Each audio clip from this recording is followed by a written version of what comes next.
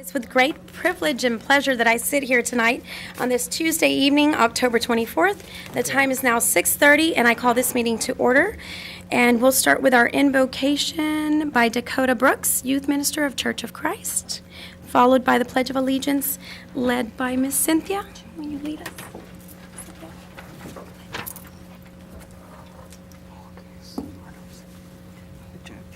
Let's pray. God, we just humbly come before your throne of grace, and we're just so thankful that we have this avenue of prayer, God, that we can just come before you and lay everything before your feet, God. Lord, right now I just want to thank you for these great people who have these jobs and that they speak for the city of Alice here, Lord, and they make the best decision that they can. Lord, just thank you for all the time and effort that they put into all the different issues, God, and I pray that they can put aside all their selfish desires, Lord, and just make the best decision for this great city of Alice, God. And just with the decision making, Lord, I pray that whatever decision is made, that we are unified in it, and these group of people are unified in it as well, God. Lord, just thank you for them as they are the face of Alice, God, and I just pray that you bless them with everything that you have given them, with all the intelligence and everything else, God, and just continue to bless them, Lord, with all their decision making. I pray a special prayer for Alice and the things that may change, and Lord, I just pray with change, people see the good in it, and Lord, we just want to be unified as a city, and being unified as a city means we can be better equipped for unifying this great country that we live in, Lord.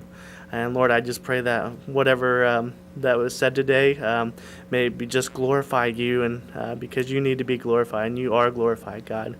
Lord, just thank you for who you are and what you represent in our life, God. And Lord, I just want to say we're always grateful for what we have in life, God, because people around the world are less fortunate than we are, and the things that we take for granted, people are praying for. So God, may we always be grateful for what we have and what we receive. And I thank you so much for who you are and what you represent in life. In Jesus' name, amen. Amen. You can please face the flag. I pledge allegiance to the flag of the United States of America and to the republic for which it stands, one nation, under God, indivisible, with liberty and justice for all. Now, at this time, if we can remain standing and take a moment of silence for our Judge Arnold Sines. Just a moment of silence and prayer for him.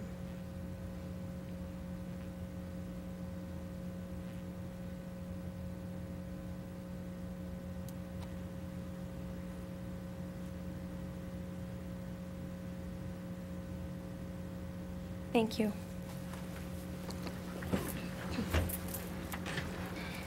Okay, agenda item number 2, citizen comments, and we have no citizen comments at this time. And we'll go on to public announcements. Ms. Moran, you have anything today? No, not today. Okay. Mr. Crisp? Not today, thank you. Okay. Ms. Garza? Well, I don't know whether these are announcements, but I'd like to say something. Last Friday, an Alice citizen and a concerned citizen came by my house, and she was concerned about some dogs that had been caged in for months, if not a year.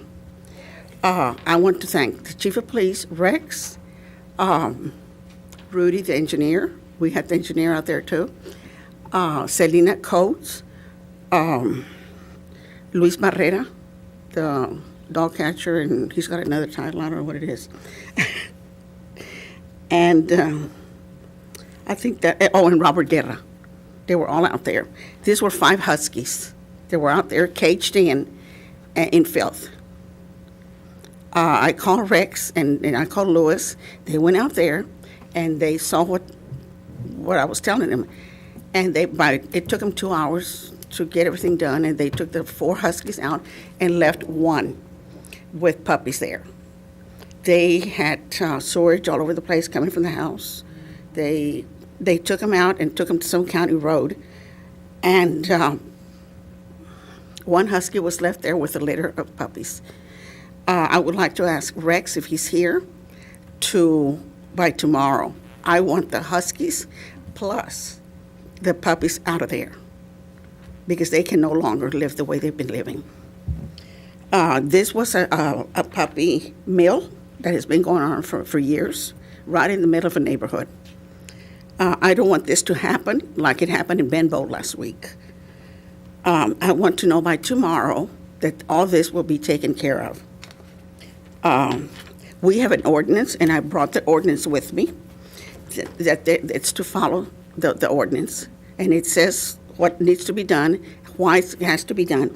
And I feel that the owner of the house or the property needed to be fined. Another thing, we are having a recall election. And I want to say that I'm speaking for myself and Yolanda over here. If this recall election, we are recalled, I want to thank everybody, my supporters, you know who you are. We tried our best. And if that wasn't enough, we did what we could. We thought about the citizens of Alice, the taxpayers, and the kids more so. And that's what got us in trouble, because of the kids opening the natatorium. Even though that there was times that I would get home crying, by the time I would unlock my front door, my son was calling me from Frisco, Texas, because he had seen on Facebook and on the media what was going on here with all these people, and you know who I'm talking about. He asked me, my son asked me, to be strong, to fight for this, because I was elected to do my job, and I was doing the best I could. My girls, Melissa and Marisa, they took a hit also, and everybody in this table, we all have kids, with the exception of Yolanda. You can do anything to me, but not to my children. My children, Melissa and Marisa, they come first. My son in Frisco comes first, and do not harm neither one of them. And they're not perfect, because nobody is. We tried to make the best decisions for the citizens of Alice. If that wasn't enough, and if we are recalled, I want to thank everybody that supported me. And I've been here for 5 months. And believe me, it has not been easy. It's been a nightmare. If I stay, I promise to work harder than what I have worked already. We need a lot. We need economy. We need to bring in a lot of stuff to Alice to make this work. A lot of changes need to be done. Employment is down. I have worked hard for the employees of Alice. The problem is we have too many chiefs and not enough Indians. I would like to thank my supporters that have stood by me in bad times and in good times. But I'll tell you one thing: if I do stay, everybody knows Judge Judy. You ain't seen nothing yet. I want to thank, if I don't make it, I want to thank everybody that supported me. And Yolanda and I, we shouldn't have been going through something like this. This is costing the taxpayers of Alice money to have an election, a recall election that should have never happened.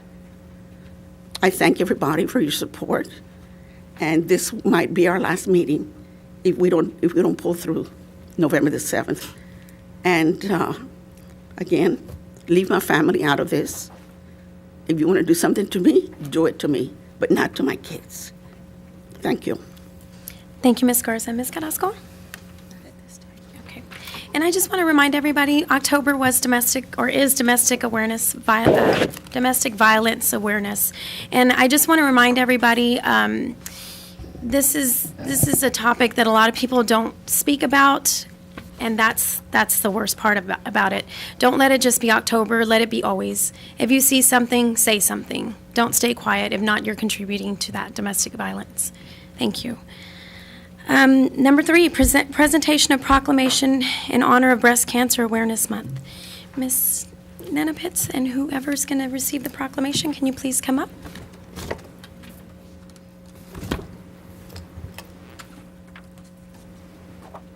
I think Mr. Lemon is going to join us, and then we can have, because a lot of you had part in our breast cancer walk. I want to thank Ms. Moran for being there. I want to thank Ms. Vanover as well. And some of us here have had someone that we've loved, that we've lost to breast cancer, and they've lost their battle. But there's still a lot of people out there who are being challenged by that battle of breast cancer, or we know of someone.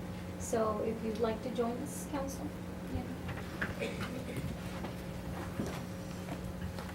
And one more, guys, we're going to join us in the picture. Sure. And I'm going to let Margie, one of our breast cancer survivors, join.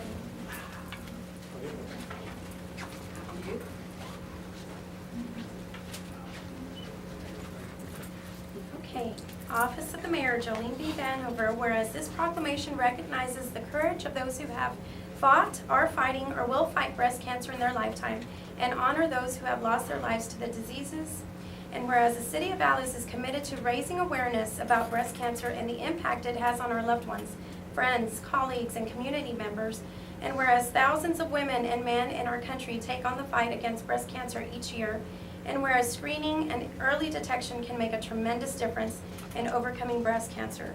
And now, therefore, I, Mayor Jolene B. Vanover, do hereby proclaim October 2017 as Breast Cancer Awareness Month in Alice, Texas, and urge all citizens to support breast cancer patients, the families and friends of those affected by this disease, and the medical professionals who provide invaluable care.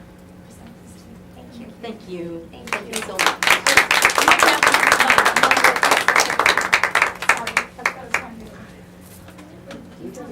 Yes, please. I can text you. Okay, thank you. John, do you want to stand back here so you can come in and get you? Diane. I know. You can stand in the back of the. Right here, guys. Well, so we got it.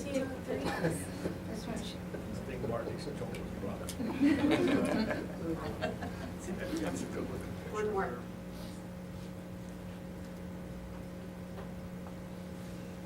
Leave Mike Chombo alone. Thank you, guys. Thank you so much. Thank you. Thank you, everyone, so much. May I just say three Fs? Absolutely. Ladies and gentlemen, thank you so very much, everyone. I quickly want to say I should be working at the concession stand. That there's 3 Fs that I want to stress tonight, and not just for breast cancer, but for any adversity which we may encounter, because we will. As human beings, we're going to encounter adversity. My faith, first and foremost. Family and friends, secondly. And thirdly, frame of mind. And if you've got that, you've got everything. Thank you.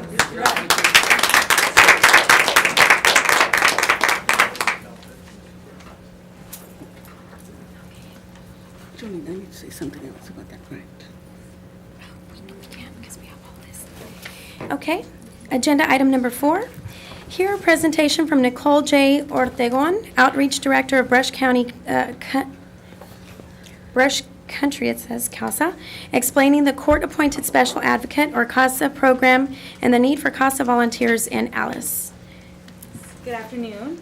I'm Nicole with Brush Country CASA.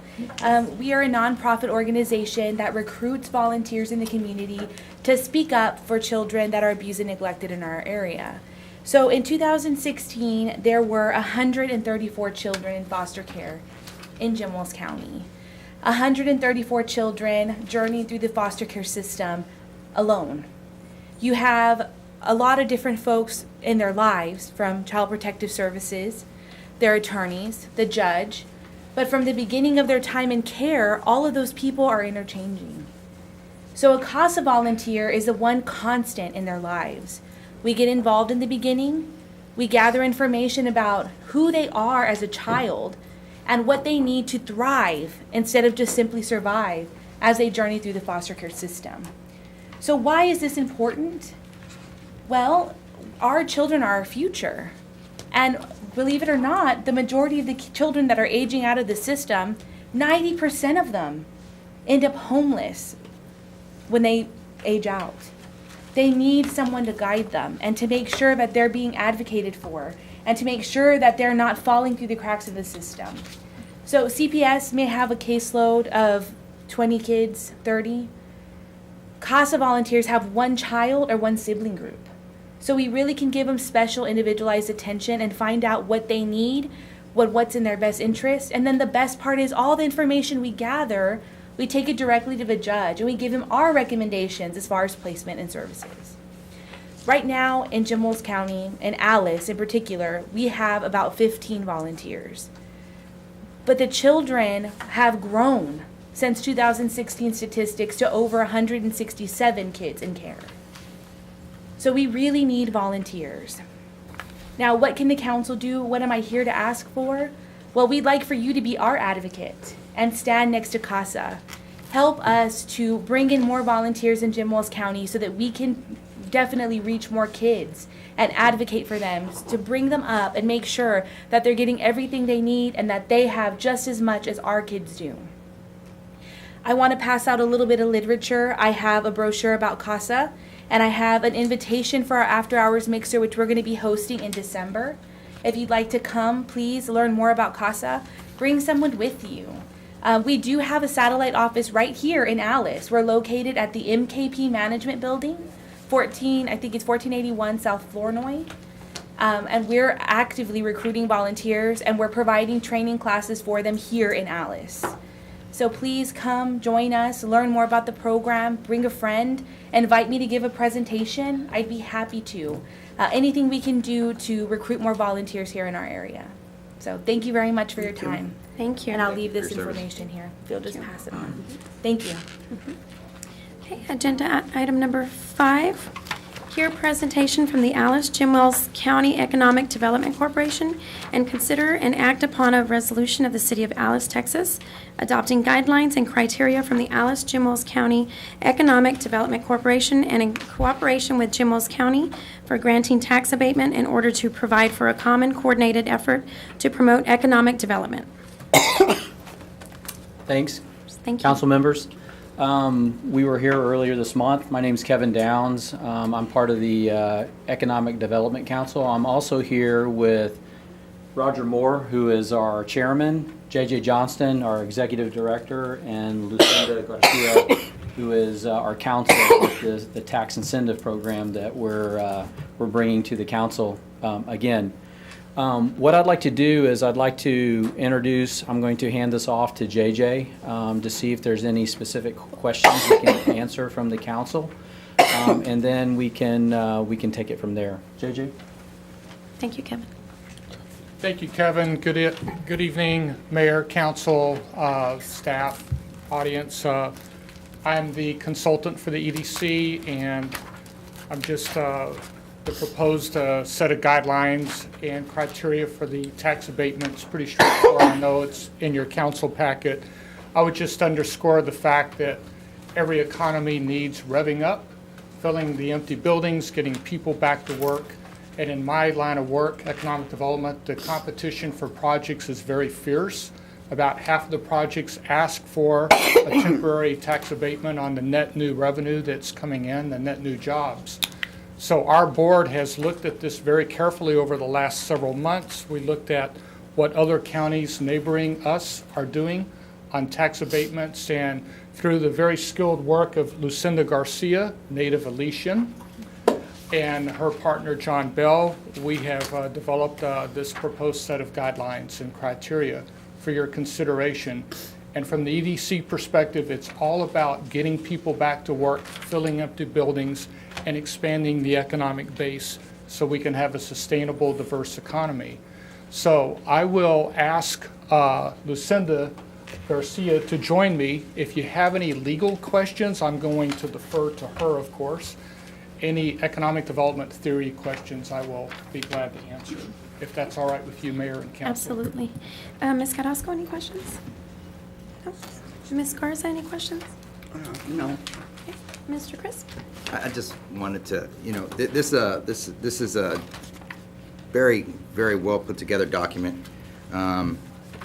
Fortunately, we've only had about 3 days to really review it again. But I guess one of the questions I have in regards to this thing is some of these dollar values are pretty high.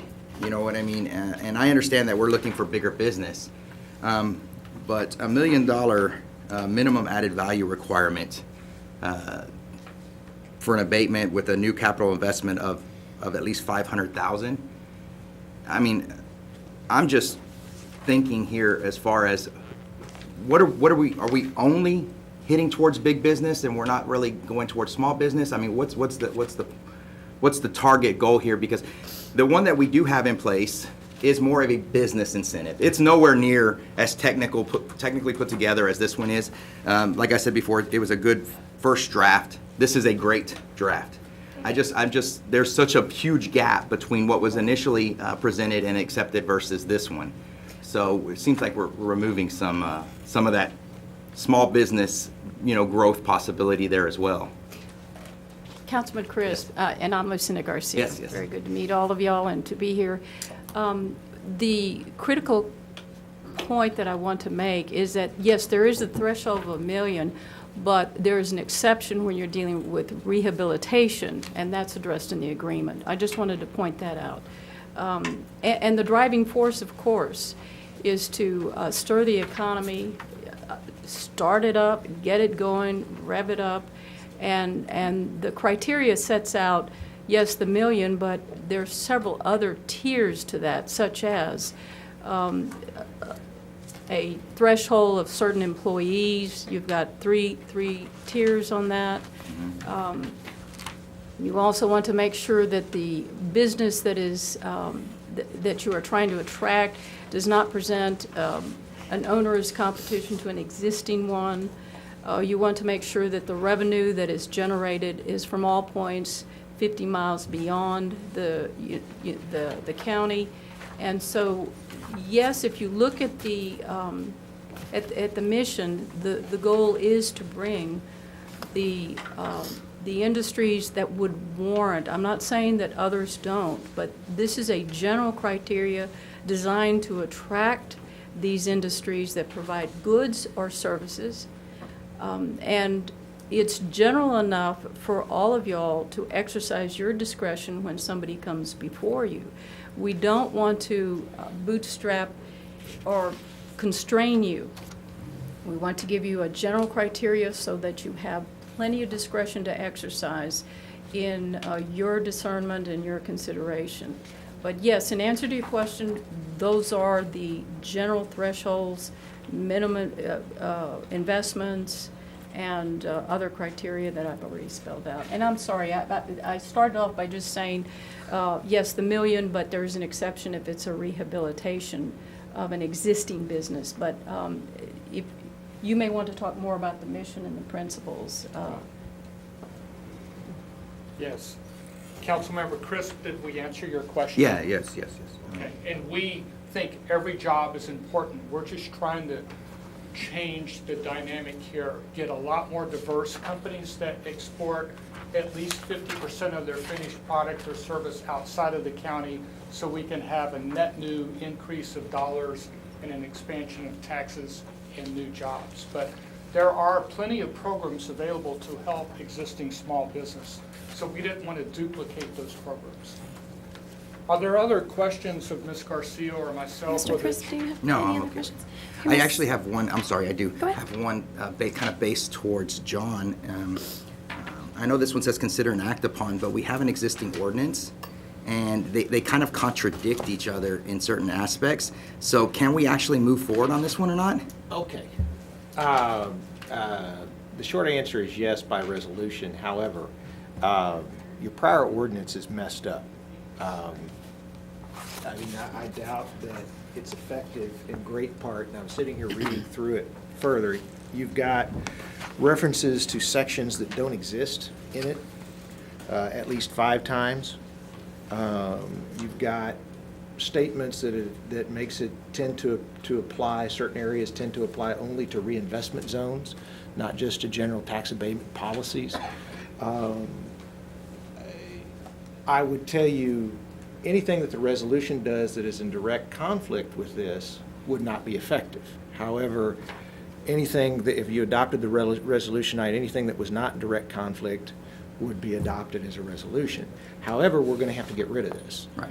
And that's going to take an ordinance, the same level, you have to do the same level to get rid of it as you do to enact it. So we'll have to do an ordinance, and we'll have to repeal and replace with this attachment. So yes, you could go ahead and take some action tonight. It would be the first time if there were conflicting provisions that Alice had an ordinance or a resolution that conflicted with other areas. And I think Ms. Garcia is a prior city attorney at Alice. And so, it's just one of those things. It's whatever you all feel most comfortable with. But in specific reading of areas of this ordinance, there's going to be parts of it that we think are in effect that aren't in effect just because of the way it was drafted. And additionally, when it was presented to council, I saw the version of it when it was presented to council, but that's not the version that appears to be in your ordinance. And so it says amendment. Matter of fact, in the notation attached to the ordinance says modified. And so I don't know whether it's actually in the form that it was. So you're getting more answers than what you had wanted. But I think we've got a big problem with this ordinance due to the way it was drafted and whether or not what was actually attached into the Code of Ordinances was what was approved by or what was presented to council. And you would know, in those regards, Mr. Cripps, you would know better because you were present. I just don't know. I'll get with you afterwards. You request both copies, please. And Yes, sir. and So- Mayor, if I may add, excuse me, I didn't mean Go to jump on your ahead. words. But the short answer is yes, you could adopt the resolution tonight, but there might be portions of it that are ineffective due to the conflicts. And I talked earlier to Mr. Lemon, and he was certainly most solicitous, and I really appreciate his assistance. And the idea tonight is to adopt the resolution, and like Mr. Lemon said, at a subsequent meeting, you would revoke the previous ordinance, and then with that ordinance, you can reaffirm what you've adopted tonight. So the resolution tonight is an expression of the intent, and then with the ordinance, it would be reaffirming that intent and formally adopting it.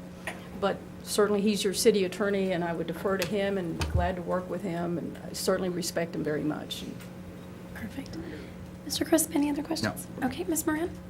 Yes, and Lucinda, hello. How are you? Hi, how Good are to see you? Good to see you. And actually, you answered the question. I was going to address this with Mr. Lemon, our city attorney, as to why this was presented as a resolution as opposed to. And the short answer is I Yeah. think that's the way it was presented to the city in resolution form. And upon further review, we can complain about the problems in the other ordinance, but we've got to take some action to get rid of it. You know, I would have liked to have seen this come in as an ordinance so that we could then revoke the current one or repeal certain sections of it, but there is a way to get around that, so I thank you, Mrs. Garcia, for addressing that, and John also.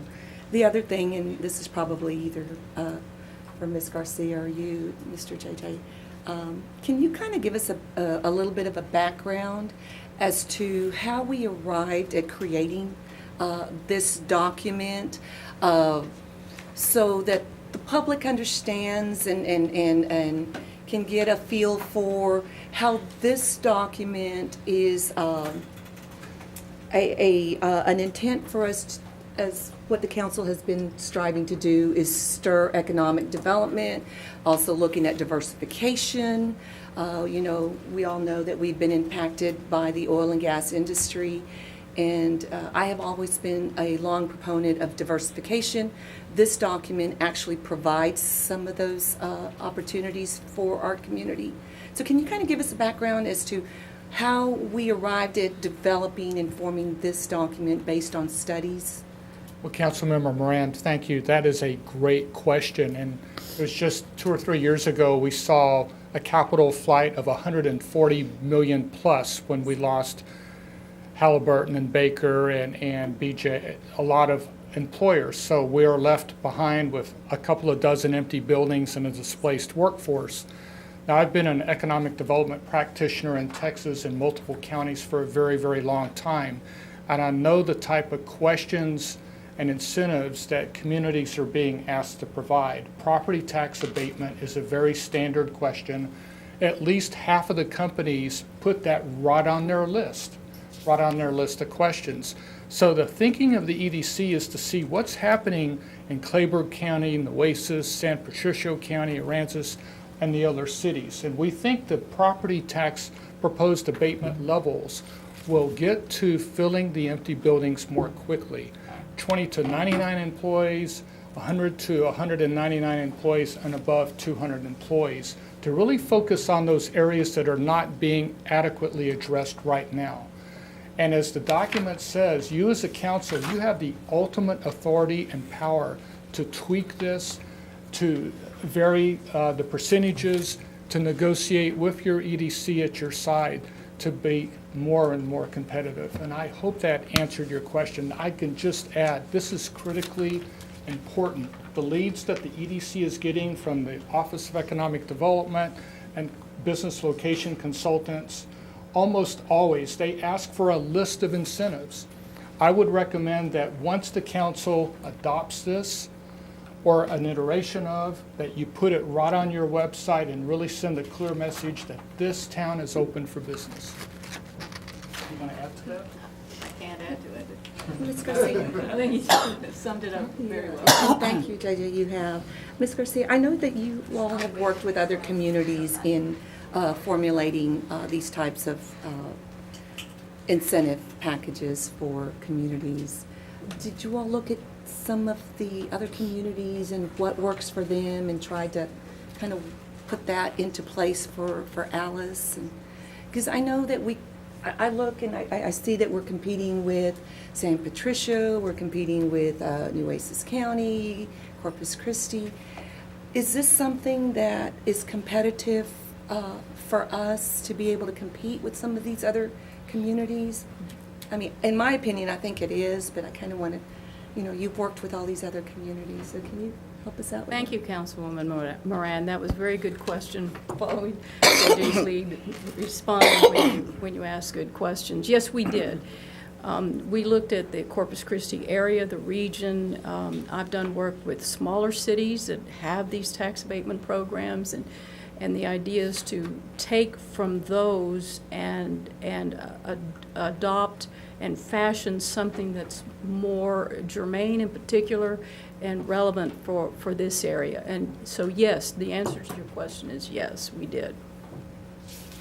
And yes, we believe, in conjunction with the EDC, that they fashioned this with the idea that it would be particular to this region and competitive with the others, because they are obviously attracting larger industries. We're talking many millions, sometimes billions. So they obviously studied it and looked at it to attract those industries that didn't fall within those parameters, and something that would be more competitive in attracting the others that may be looking for available sites and business opportunities and growth.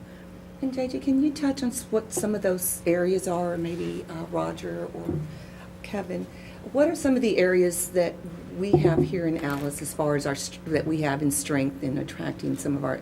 Number one are the people of Alice. Great community, great culture, crossroads of major intersections, 281, 69, 44, equally distant almost between the ports of Laredo, Brownsville, Corpus Christi, Port San Antonio. You have a great workforce that is skilled at working outdoors and multiple shifts with hands. We think there's a lot of upside potential in machine working and healthcare and business services and warehousing and third-party logistics, given the corridor that's happening between Mexico, Canada, through Texas. I mean, I could go on and on with the list, but this incentive policy, these guidelines are targeted to employers just like that. I would also add, you have a lot of great existing employers that may be encouraged to say, wow, if the city and the county adopt this, it's going to help me. We may do the capital expansion here in Alice versus one of our other locations in another state.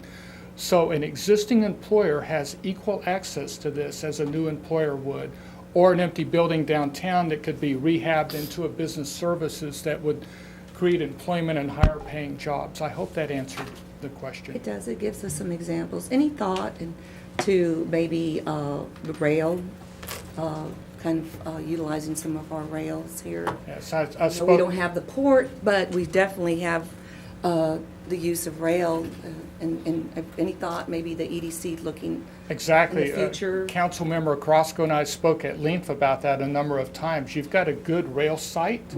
I don't want to get into details so the competition can hear them, but we talked about the site and the empty buildings. It's a KC line. It goes right to the port. You could target that as an investment zone, get employers in, maybe hire 50 or 100 welders. I mean, you've got the people and the real estate infrastructure and the governance here to make that happen in short order. So my encouragement to you, if you're going to tweak the existing ordinance resolution, please do it as quickly as you can, because we have prospects that would love to see something progressive and responsive to the needs that we're hearing in the marketplace. Thank you, JJ. Ms. Burns? Yes, thank you. Mr. Crisp, you have any? Yeah, I had Thank you. another quick question for you was, this is kind of legal, both sides of it. It's the idea to the general public that we're giving something up, okay?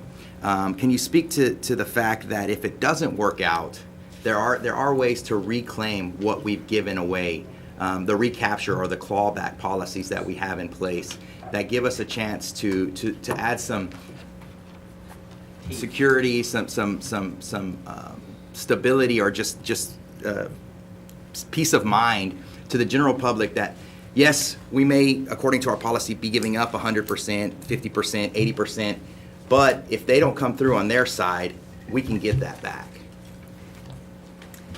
Councilman Chris, that's a very good question. Everybody's asked really good questions. The agreement will contain provisions for the event of default.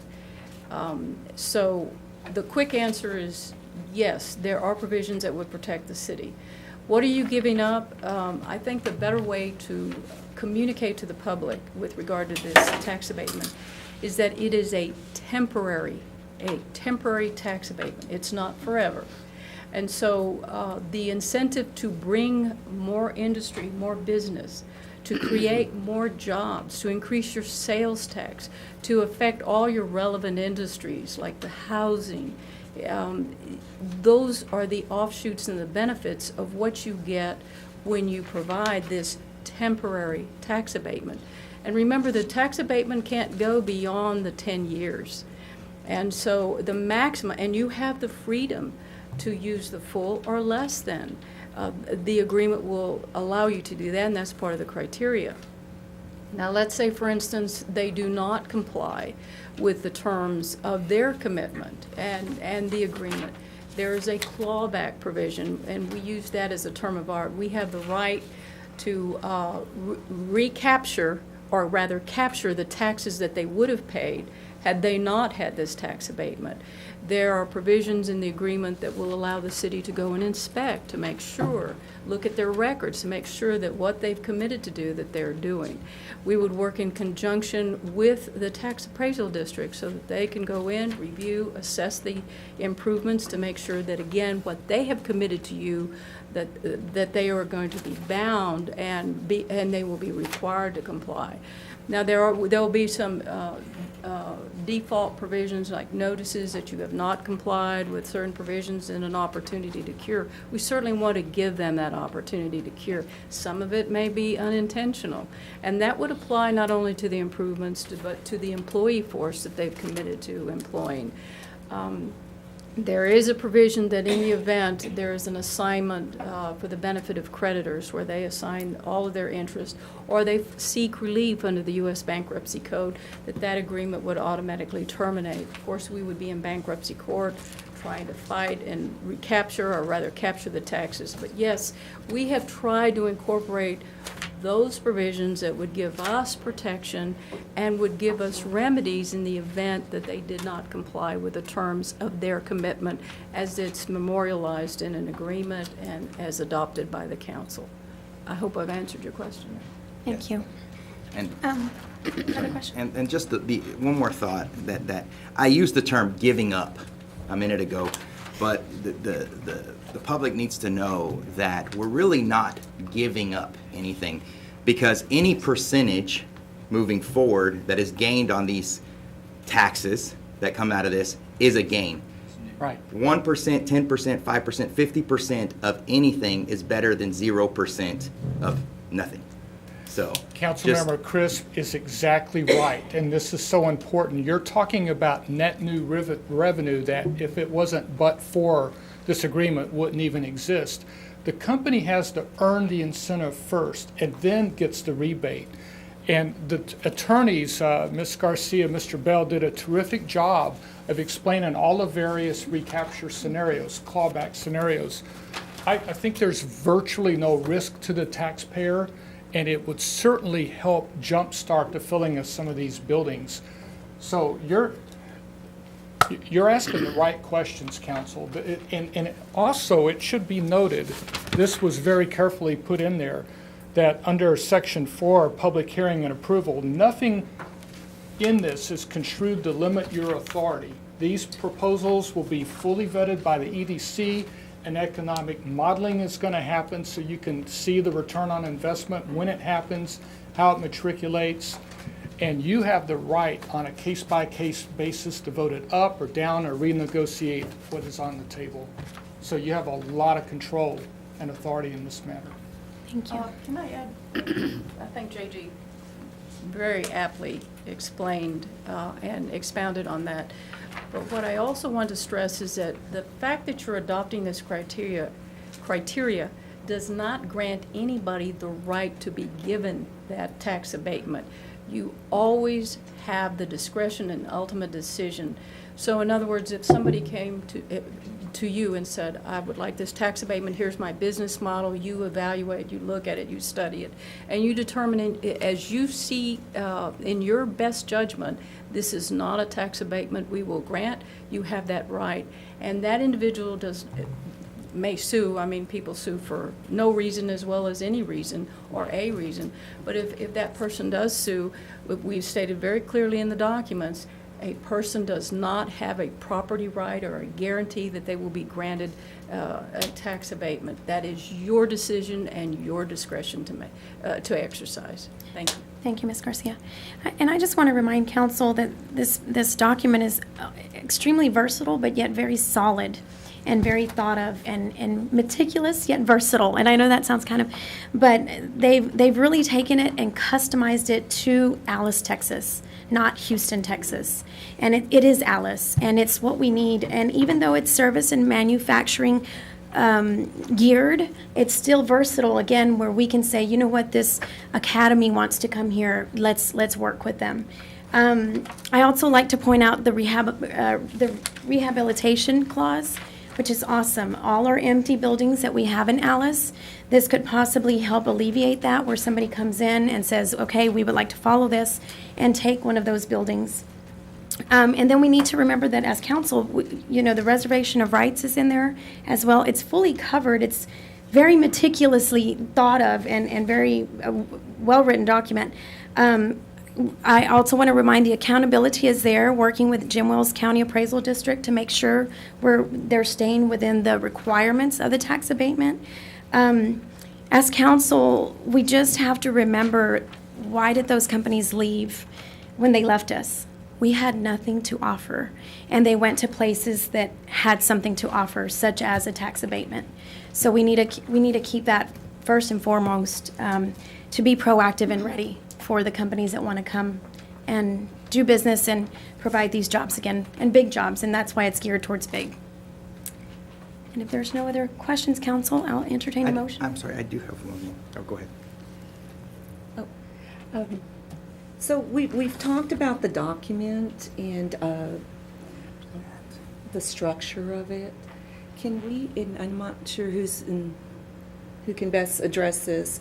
We talk about the application process, and this could be an application process through the city manager, if it's something that's within the city's jurisdiction, or it could be an application through the county, if it's outside the city limits or within the ETJ.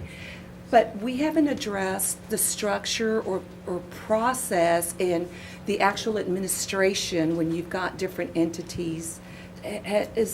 Who would be setting that up, that process? What is the experience with other cities in doing that? Because obviously we don't have a process. We may have an abatement, but then how is it going to be operated? And do you know what I'm asking? Yes, yes, and again, that's a great question. Because I'm looking Everybody ahead is. at this. You know, you're Everybody going to is. have lots of entities with making decisions here. Where does EDC fall in this? Where does city, county? How does all this come together? There is a process that we have to follow in order to implement the tax abatement policy. And so tonight, you're adopting a resolution. And then when you reach the point where you're going to revoke and terminate the previous ordinance and reaffirm this as an ordinance, then we're going to lay out a series of steps, and we're going to work with John where we have to do certain things, such as the criteria you adopt, it will be good for 2 years. Then we'll come before the council through Mr. Lemon with the procedures where you provide notice to the taxing entities and you provide a publication, and then you adopt a reinvestment zone, the area in which this will apply. We'll be the first to do it, hopefully the city, in which then the county can join. The county can then, and of course we'll make the same presentation to the county so that they will have the opportunity to participate. Once we have designated the reinvestment zone and we have an individual who wishes to submit an application, will have the form set up in terms of what that application must state so that that application can be submitted. And again, we'll help with the notices that you send to all the taxing entities of the notice of intent to execute the agreement.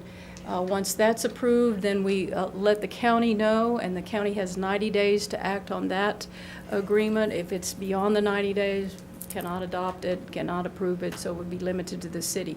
So the city's taking the lead in this, and this is what we would coordinate on behalf of EDC through the city and through Mr. Lemon in getting the documents presented and organized.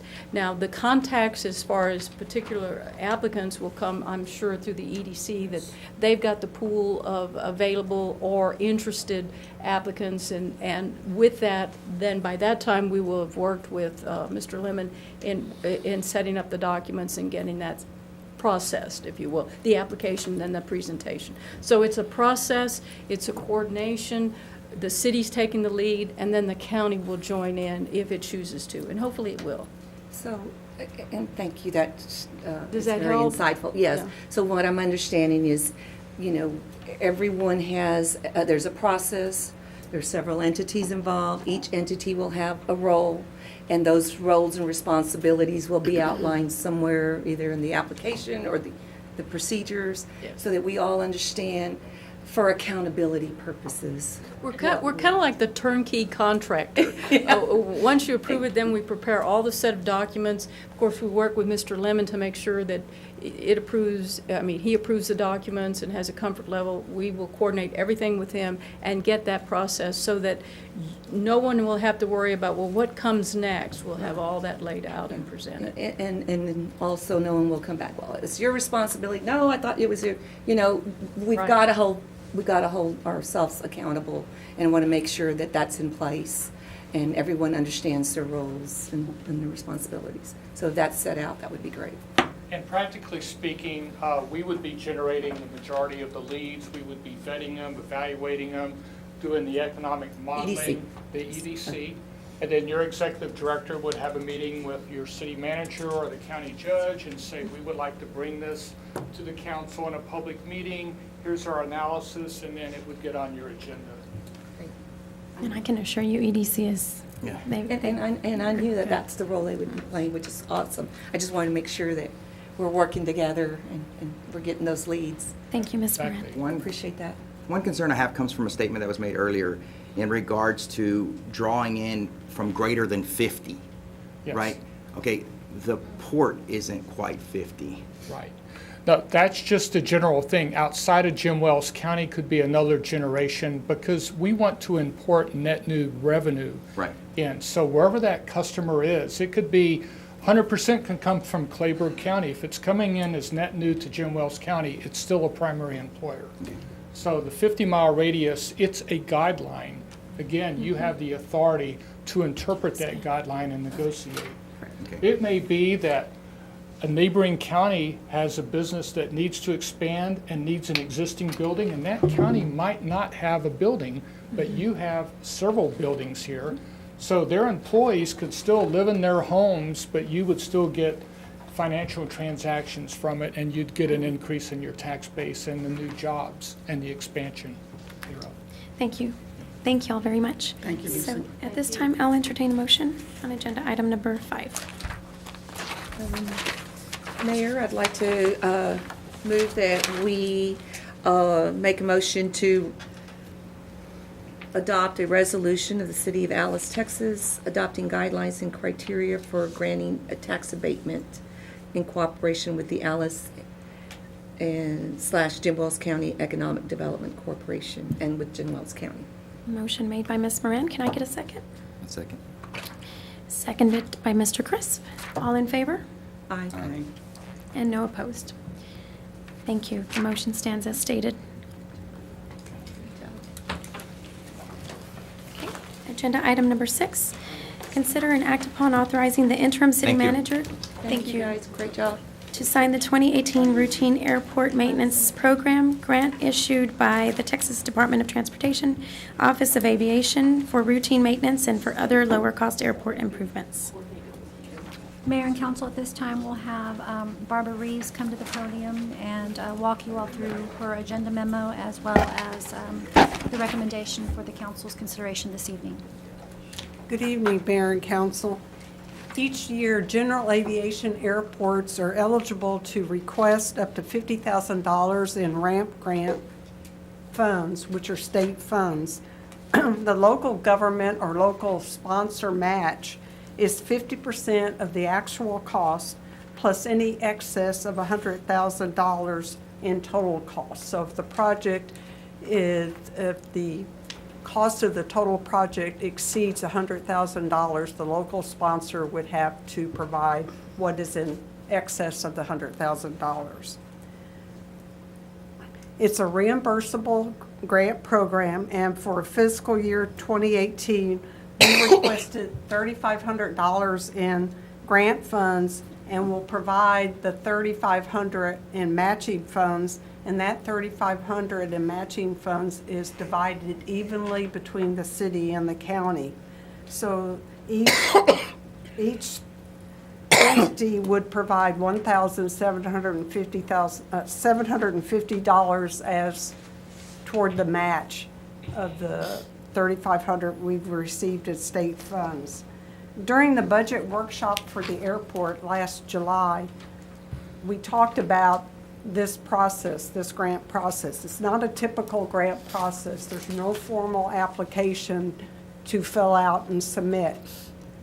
The airport manager looks at what his expenditures have been during the current fiscal year.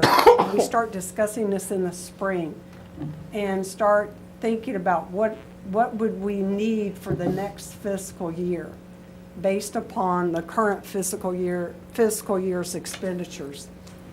We then visit with the finance department and administration and with the county judge to see what might be available in matching funds for the next fiscal year.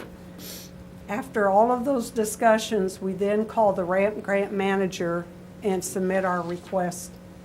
In September, which is the beginning of the state's fiscal year, the ramp grant manager issues the contract, which is in your packet. That's the ramp grant agreement. It requires signatures on behalf of the city and the county. We will be presenting this to the Commissioners Court this Friday at their meeting.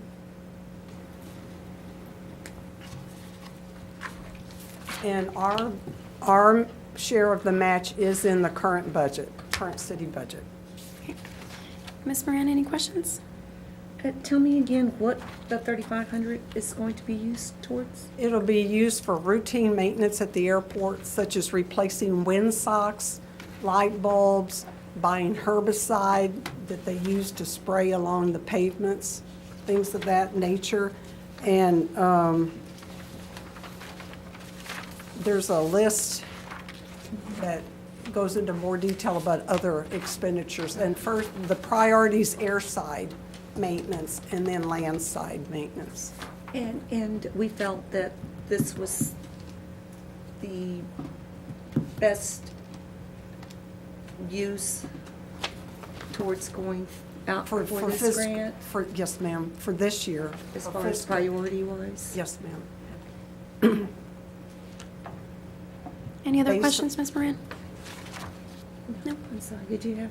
Based upon what we spent in 17, and based upon the previous big capital project we had, and the game fencing that's gonna go in this year, we thought that this would be sufficient for maintenance, routine maintenance, yes, ma'am. I was just wondering why we didn't go out for additional funding and include additional projects or maintenance. Well, we don't have any identified right now because we're doing the game fencing, and then prior to that, we rehabbed the pavement, the taxiways, the runways. It's just a good opportunity. I just thought 3,500 was a little low.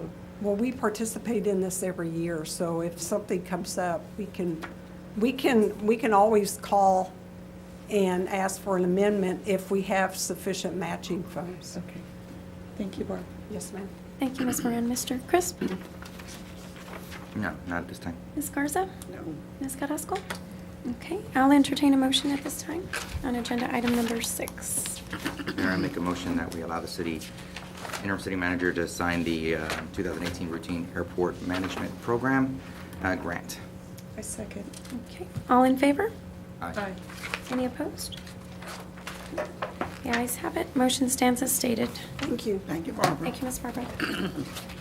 Agenda item number 7, consider and act upon authorizing the interim city manager to negotiate a contract with an engineering firm to provide professional engineering services for the city of Alice and Jimos County San Diego Creek levee recertification project. Mr. Mora will be walking the council through this item. Good evening, Mayor and Council.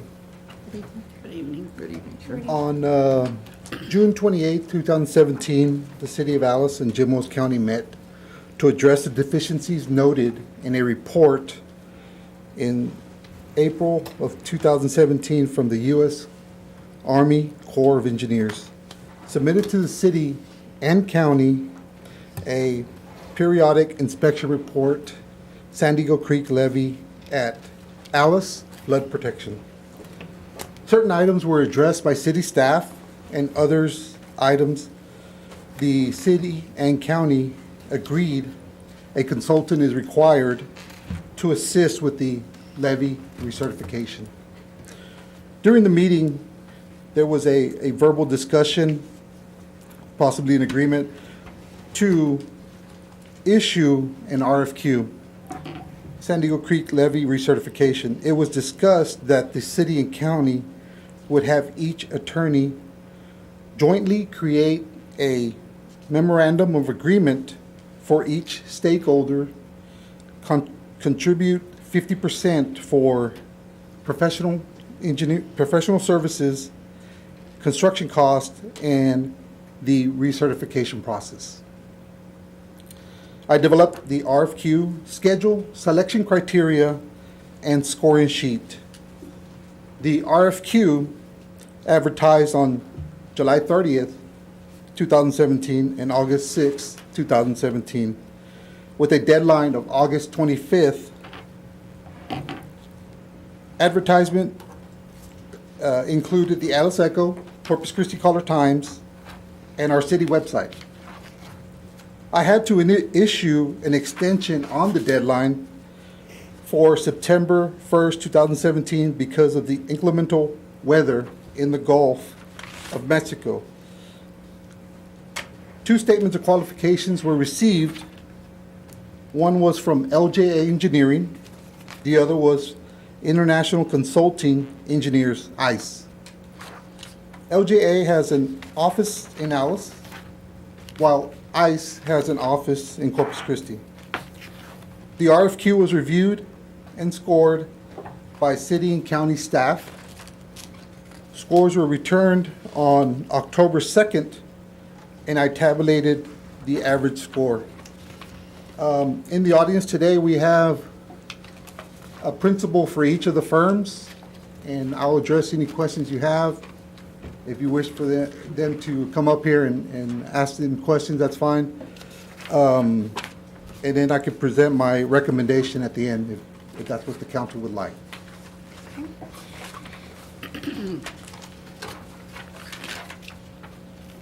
Council, any questions for our guest to come up? Ms. Moran, any questions for our guest? And I know this was addressed back then, but can you please enlighten the public as to why we're having to go through a levy recertification? Give me some background on that. I didn't see it in the... Oh, yes, ma'am. The previous team, which was the city engineer, and I believe we hired some consultants for surveying, construction material testing, and design. They proceeded with the design, and my understanding was the city engineer was in close communication with the Corps of Engineers. During their conversation, it didn't seem the communication, there lacked some communication. What the Corps required was a 408 permit to be processed, and that was not completed. The Corps did a inspection every 5 years, I think 2007, 12, and just recently in 2017. And they deemed the levy as uncertified or a possible, I'm trying to look for the right word here.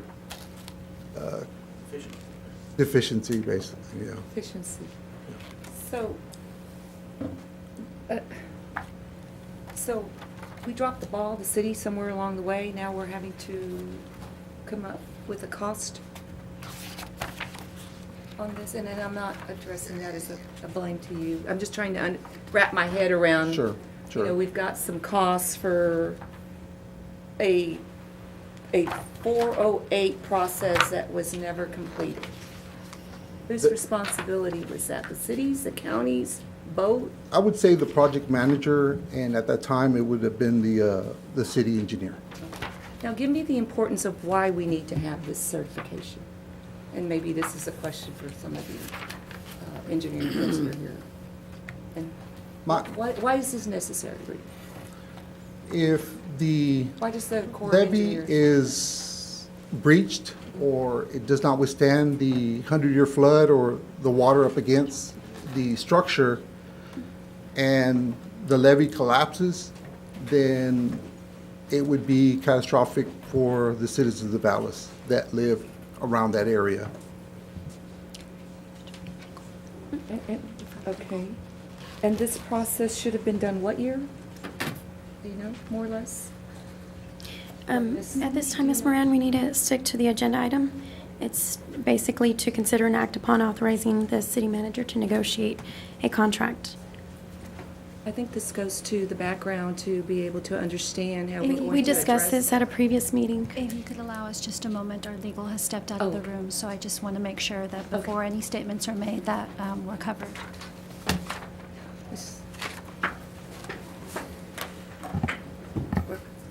We're good. Thank you, Ruth.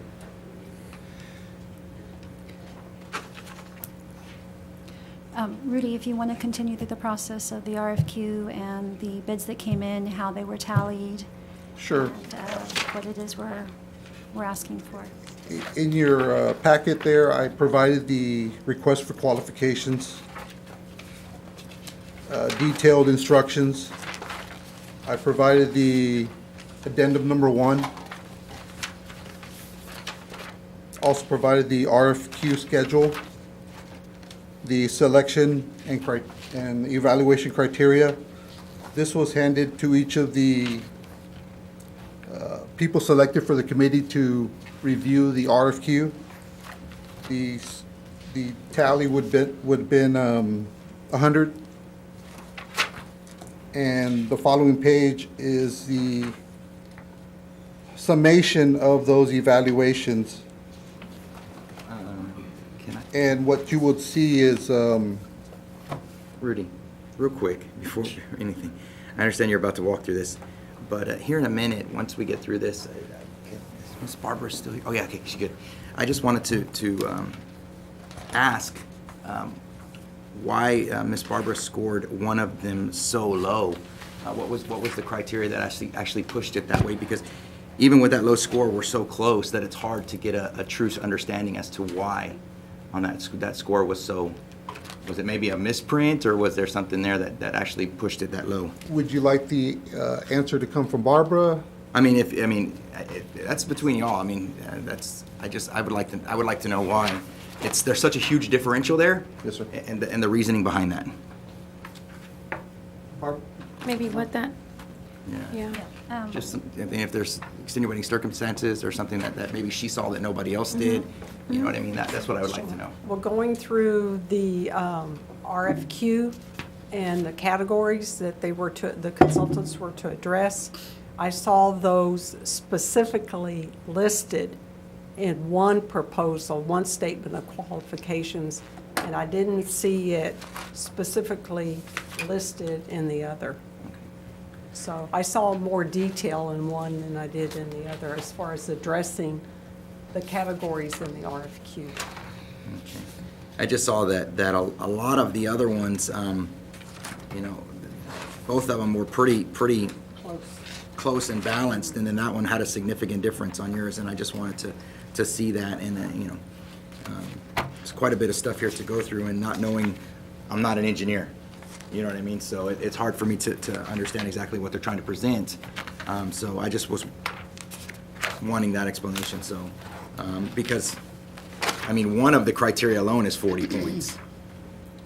So for it to take such a big hit, Would council like for each representative to come up and maybe give a Yes. little That bit would of? be very good. Okay. Yes. Okay, thank you, guys. thank you, Barbara. So Did I whoever, answer? Yes, thank you.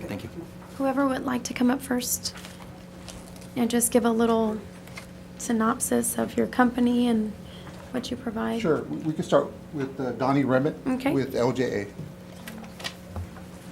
Thank you, Rudy. Thank you. Good evening, Mayor and Council. Hi, good I'm Donnie Remmett.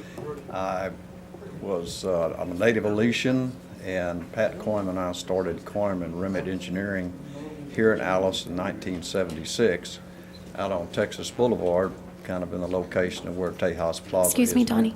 If y'all would like to step out, that'd be great. Yeah. Thank you. That'd be good. Thank you. I appreciate it. Thank you. In the location where our office still is. We have an office here. We were Coyman Remmett Engineering in 1976, and I think, as you can probably see from our submittal, we've done dozens of projects for the city of Alice. And like I said, our office is still open here. And what we've done over the years, we're presently working for the Alice Water Authority also on their offshore structure in Lake Corpus Christi. But we have a close association we've had with the city of Alice for many years. We morphed from Coyman Remmett Engineering to Coyman Remmett Gutierrez Engineering in 1993. And then a little over a year ago, we were purchased by LJA, who is a large firm in Houston. And for this particular type of work, if we had not been acquired by LJA, we wouldn't have submitted anything. I'm not a levee expert, but the LJA folks, they're up in Houston and Beaumont and actually all over Texas, but as you can see by some of the resumes in there, the LJA folks have some of them have done 90-mile levees. Their expertise is levees, they're PhDs, registered engineers and that sort of thing, and pump stations, so they know everything about levees. Now, one of the other things that I wanted to visit about, though, is that, as you can see in our submittal, Alan Sims, who is one of the fellows on our team, has a close association with the Galveston Corps of Engineers. And the Corps of Engineers are the folks that are going to write off or check off for our levy out here. And Ms. Brand, you were mentioning, knock that out of the way, about what are some of the reasons for this type of thing. Well, there are really two outfits that really are concerned with this thing, and one of them's FEMA, which is our floodplain. And once you hit a floodplain problem, then they might paint our, and I'm not saying this is true, but if you don't have a certified levee according to their criteria, they have the power to paint large sections of our town in the floodplain, which require everybody to buy flood insurance. Now, the Corps of Engineers, they're interested in it as, I mean, they're both sort of combined in this thing, but the Corps of Engineers, they have there's a law called PL 9884, and in which the Corps of Engineers, if you have a catastrophe in your levee or things like this, they will come in, or they can come in and help you on the rehabilitation of your levees. But if you are not certified by them, then they are prohibited from any type of action under PL 9488. And so we would be high and dry, you know, like if we had something, a real breach of our levee. Right now, the Corps would say, well, sorry, you know, you're not certified. So it's kind of one of those things, and as you probably know, y'all probably know, the floodplains with FEMA have a way of changing a little bit, sometimes for better, sometimes for worse. But in this case, they recently came out with some in August, new maps. And so what we're trying to do is we've got to reconcile those new maps with the old maps and the floodplains and certify the levee. And it's one of those things that we've done a lot of work out there as Coyman Remit and as Coyman Remit Gutierrez over the years, topo surveys and that sort of thing. And what we would do is we would take all the information that we have and not try to kill this thing, take all the information we have and do the minimal amount of work we can to get this thing certified. And for instance, one of the things is that there were topo surveys done back in 2008. Isn't that correct, Rudy? We did in 2008. And they're saying that possibly in the cross sections of the creek have to do with how much flow it can handle and what the floodplain level is in there. Well, if we verify that those elevations are the same, then pretty much we don't have to go back in there and do a bunch of topo work and, you know, say, okay, they're the same. If we had to, our company, LJA, this is another benefit of being with these guys, is they own a drone company, and I mean not a little drone, I mean a big one that is certified FAA pilots. They can fly that creek and come up with what they call a LiDAR topo of the thing instead of sending survey crews out there and re-verifying and that sort of thing. So we felt real fortunate that we were able to get in with these folks and offer services like this. But if you take a look at some of the resumes of the folks that are on our team, I mean, levees is their business. I mean, they're up in the part of the world where the whole world's levied up there, you know, because, and as the hurricane showed, you know, there's an immense need for them up there. So levees is kind of a subset of engineering. And like I said, if we had not tied in with these LJA folks and been fortunate enough to work with them on some projects previously, then we wouldn't even answer this proposal. But I would be the local representative. Everything that happens on this thing would go through me. I'm a native Alice boy, Alice High School, the whole bit. And so we've been intimately familiar with Alice over the years, of course, and still you know, still root for the football team and all that stuff. So, anyway, that's kind of my spiel, and I'd like to answer any questions that you may have about that. But I hope I've kind of answered a little bit of why this thing has reared its head again. And I appreciate that because I think, you know, the public does have a right to know why we're back here asking for this Yeah, recertification. sure. We needed some background on that. Thank you, and the Ms. Moran. importance. Ms. Carrasco, any questions? Okay, Ms. Garza, any questions? Mr. Chris? Ms. Moran, any other questions? No. Okay, thank you. All right, thank you so much, Mr. Very Donnie. much, I appreciate it. Thank you. Rudy, will you get the agenda? Thank you.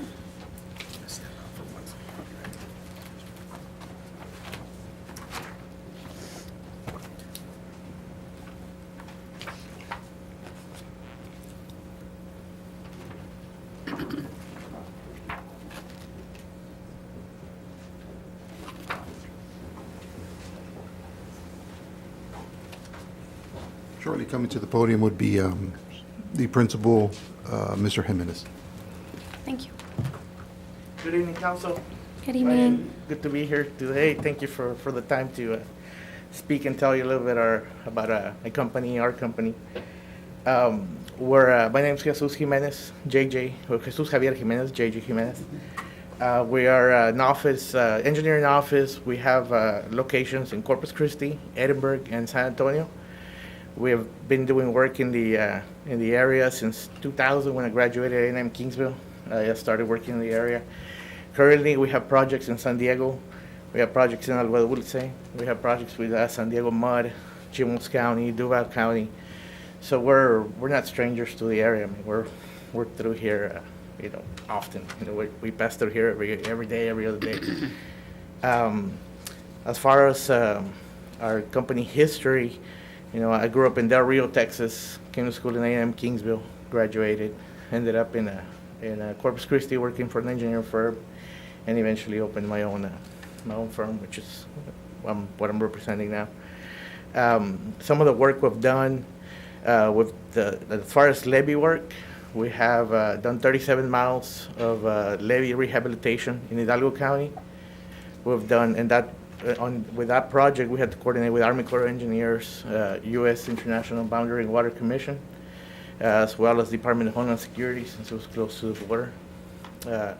We currently have a contract with Army Corps of Engineers, 5-year contract, Fort Worth District. We also do work for the Army Corps of Engineers in the Little Rock, Arkansas section. On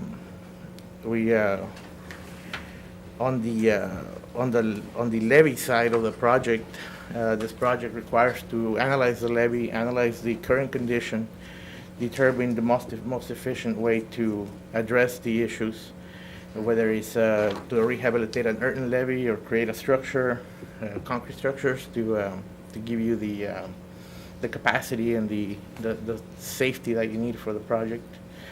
The first step would be to do a local coordination meeting. After the coordination meeting, you send a letter to the Army Corps of Engineers. Army Corps of Engineers, you invite them to the table and create your plan, find out what your deficiencies are and what's the best way to address them. I don't know if the council has any questions or so for us. Clients were the current engineer record for the Nueces County Drainage District Number 2. So we do, you know, other drainage improvements, drainage projects, or review plats. We've done the FEMA hazard mitigation plan for the city of Robstown. You know, that was another big undertaking, big project. So we have the working relationship with FEMA and with Army Corps of Engineers in relation to that aspect. I don't know what other comments or Juan, would you like to add something? No, I just It's want Juan. I'm Juan Pimentel, and I'm with the International Consulting Engineers also. But if you have any questions regarding, you know, ICE or us, feel free to ask. Okay, Ms. Carrasco, any questions? You said you've worked with the Corps of Engineers? I'm sorry? you said you've done work with the Corps of Yes, Engineers? ma'am. Yes, ma'am. And this was with levees, you said, or? Yes, the project The in 37 mile? I'm sorry, the project in Hidalgo County, the 37 miles of levee rehabilitation, was through Hidalgo County, but it was through federal funds, and we had to have the certification done through the Army Corps of Engineers, so we had to coordinate with Army Corps of Engineers as far as the project plans, review, certification, as well as Homeland Security and International Boundary and Water Commission. So there was several key players in the project, and that's one of the main most important aspects on a project like this is communication. Since you have federal entities, state, local, you have to have a good channel of communication and maintain everybody informed, and so you can get your working with the federal government takes a little skill there as well. So you have to be familiar with their requirements and familiar with their forms, and we've done that type of work, and we're proficient at it, and like I said, we're very, very good at it. We've had very good results, and it shows by having continuous work with the Army Corps of Engineers. Thank you. Thank you. Ms. Carrasco, any other questions? No? Ms. Garza, any questions? Mijo, you're out of San Antonio? No, I'm out of Corpus Christi. Oh, out of Corpus Christi. Yes, we do have an office in San Antonio. Oh, okay. I was in San Antonio earlier You were? at Commissioner. So your firm is out of Corpus? Out of Corpus Christi. Our main office, main branch is out of Corpus Christi, and I'm there. Juan Pimentel is there. Mhm. We have a staff of 12 engineers and designers in the Corpus Christi. Overall, we're a company of 42 employees, and growing. And growing. Got well. That's good. And Juan comes to us from Robstown. He's originally from Robstown, Texas, so he's familiar with the area. I'm also an A&M Kingsville graduate. I graduated back in '96. And kind of like JJ said, we do perform a lot of work here in the area. We do a lot of work for San Diego, the San Diego Mud, City of San Diego, Duval County, Jimos County. So, and we do travel back and forth, so whatever. Mijo, there's a cotton pickers over there. He's sitting back there, another cotton picker. Any other questions, Ms. Garza? No. Okay. Mr. Crisp? No, not just. Ms. Moran? Can you summarize, what is, I noticed, and Ms. Carrasco asked the question, but I just kind of want to know, what is your working experience with the Army Corps of Engineers? Like, you have one project? No, two projects? we've How had many years' experience working with? Army Corps of Engineers. In the levee recertification specifically? We started the levee project at a previous firm I was in, and it was back in 2006, 2007, and that project didn't end until about 2012. So that was an ongoing project. Multiple task orders were given. It was the value of the project was close to $200 million of improvements.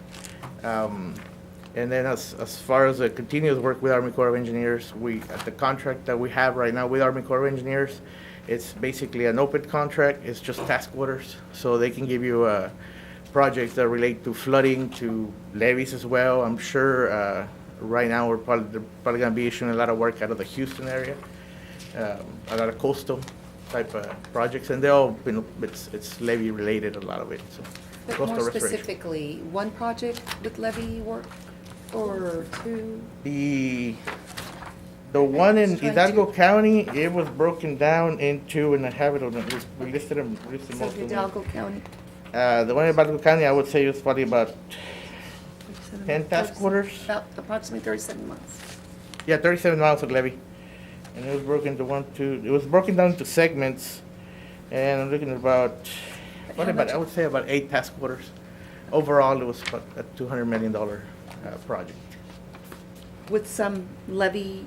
Yes, it was all, the All entire levee? deal was levee. Some sections were structural, where it was about 12, 15 feet concrete structure, just a vertical wall. Some areas were earth and levee, where you just have a berm, seated. And some of the criteria for it is you have to analyze for seepage. When you have just a earthen levee, if you have water on one side, the water does percolate into the other side. And if you if you allow enough water to percolate, it can slide off your levee. You can basically slide it off. So you have to run the calculations for seepage, and if you don't have enough room, or sometimes there's areas where your easements are limited and you can't do a big berm, you have to go with a vertical structure or a combination of both. So it just depends on the situation and your how much water that's going to be coming to your levee. Once you run the analysis, you come up, but it's a combination. It can be several different methods of creating the levee and How you're going to apply the construction. and ensuring that you have a product that's going to last you a long time. That's something that's a patch or a Band-Aid. Thank you. Thank you. Thank you, Ms. Moran. Okay, thank you all very much. Thank you. Thank you. So council, I'll entertain a motion at this time. Well, I think Rudy's still. Rudy's still. Sorry. Sorry, Rudy. No, that's fine. And I kind of left it at the end, that way you hear the presentations, and my recommendation would be the type of basis there. The staff recommendation is negotiating a contract with LJA, and if negotiations are not reached, we will negotiate a contract with IC. Hey, just another quick question. What's the distance of the levee that needs to be worked on in our project? Approximate. Let's see here, I think the flood wall section's about a half a mile. The total levee, I want to say between 3 and 4 miles. That's it. Okay, council. I'll entertain a motion at this time. Mayor, I make a motion to allow the interim city manager to negotiate and enter into contract as recommended with LJA. Okay. Can I get a second? Second. Okay, all in favor? Aye. Okay. Any opposed? No. So the ayes have it. Motion stands as stated to enter into contract with LJA. right. Thank you. Thank you. Thank you, Rudy. Thank you, gentlemen. Thank you all. Thank you. Thank you, sir. Thank you. Hopefully we can find something for you guys next time. Thank you. Thank you for coming. Thank you. Agenda item number 8, the city council may enter into closed or executive session for the following matters. 8A, Government Code 551.074, related to fire apparatus. Operator Robert Legas's petition for extension of leave under Chapter 143.073. And 8B, Government Code 551.071, to engage in a private consultation with its attorney on a matter in which the attorney has a duty to provide confidential legal advice relating to a civil service matter and the city's rights, duties, and obligations under Chapter 143.073. The time is now 7:57. Council will go into closed session.